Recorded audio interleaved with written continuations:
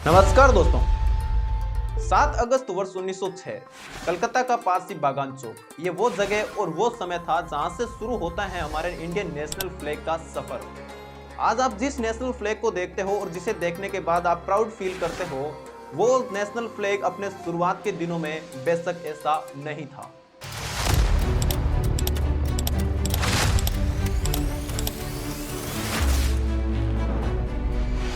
7 अगस्त वर्ष 1906 कलकत्ता के पारसी बागान चौक, जिसे कि आप वर्तमान समय में ग्रीन पार्क के नाम से जानते हैं, वहां पर भारत के कुछ लोग इकट्ठा हुए थे क्योंकि इस समय ब्रिटिश सरकार ने बंगाल प्रांत को विभाजित कर दिया था। इसी बंगाल पार्टीशन के विरोध में भारत के लोगों ने बाइकॉट दिवस मनाया था।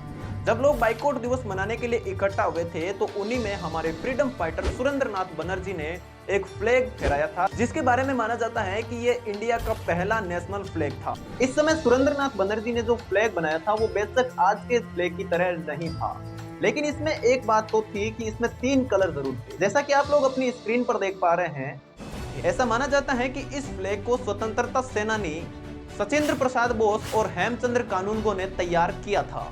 इस फ्लैग को बने लगभग 117 साल हो चुके हैं और इस लंबे टाइम पीरियड में अपने इस फ्लैग ने अपना लंबा सफर तय किया था, जिसमें कि इसमें 6 टाइम एडिटिंग की जा चुकी है। भारत के बंगाल पार्टीशन मूवमेंट को भारतीयों के द्वारा दूसरे देशों में भी चलाया जाता था। इसी समय 22 अगस्त 1907 को मैडम कामा के द्वारा जर्मनी में भी एक फ्लैग फहराया जाता है और इसे बर्लिन फ्लैग कहते हैं।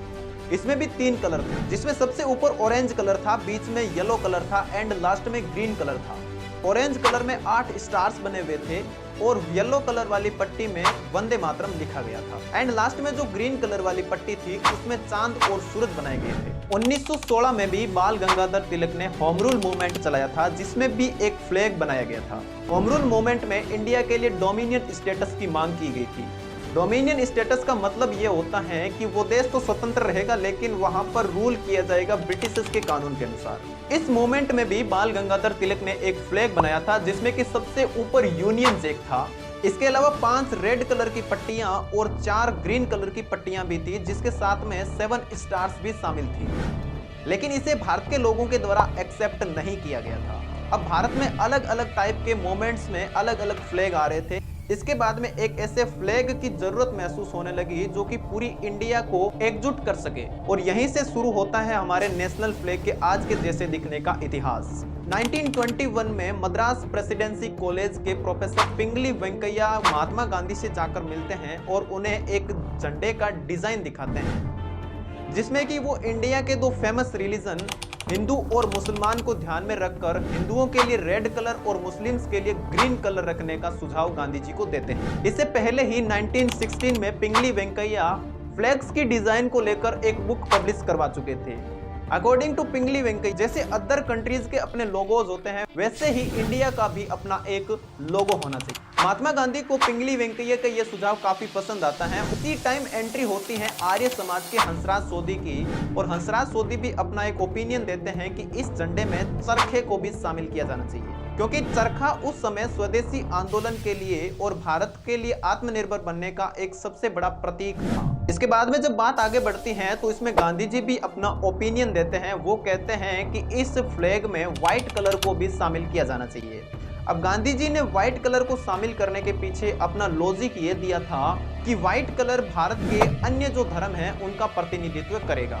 इसके बाद में जो फ्लैग बनकर तैयार हुआ था वो आप स्क्रीन पर देख सकते हैं, जिसमें कि सबसे ऊपर व्हाइट कलर था, बीच में ग्रीन कलर था एंड लास्ट में रेड कलर था, और इसके ऊपर एक चरखा बना हुआ था।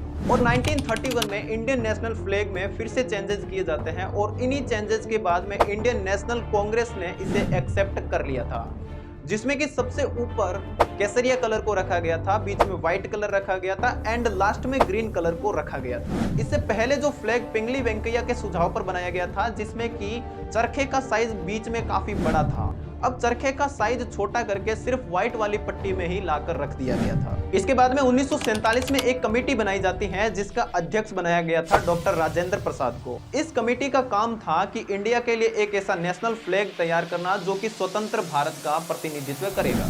इस कमेटी ने जो फ्लैग बनाया था उसमें चरखे की जगह अशोक चक्र को शामिल कर लिया था। अशोक चक्र सम्राट अशोक के द्वारा प्रयोग किया गया था उस समय जबकि अशोक ने संपूर्ण भारत के साम्राज्य को विजय किया था, जबकि अशोक ने संपूर्ण भारत के साम्राज्य को एकजुट करने का प्रयास किया था। इसके बाद में हमारा नेशनल फ्लैग तैयार होकर आता है, जो कि आप अपनी स्क्रीन पर देख सकते हैं। इस प्रकार से तिरंगे ने अपना सफर तय किया था।